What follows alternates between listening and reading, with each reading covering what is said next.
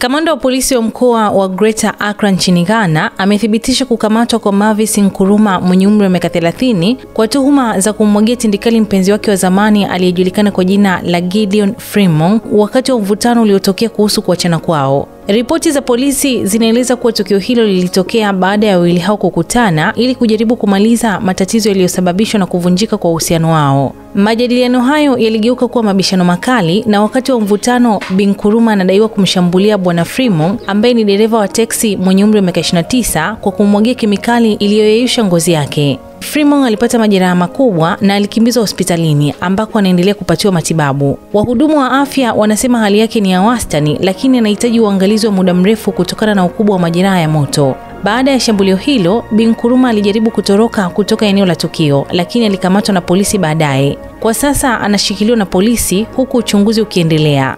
Nikukumbusha kupakua app ya SNS Premium sasa kuweza kusikiliza makala za kusisimua, stories za watu maarufu duniani, chambuzi mbalimbali na mambo mengine mengi. Pakua kupitia Play Store au App Store. Mimi ni Bahati Limo na hii ni Simulizi na Sauti.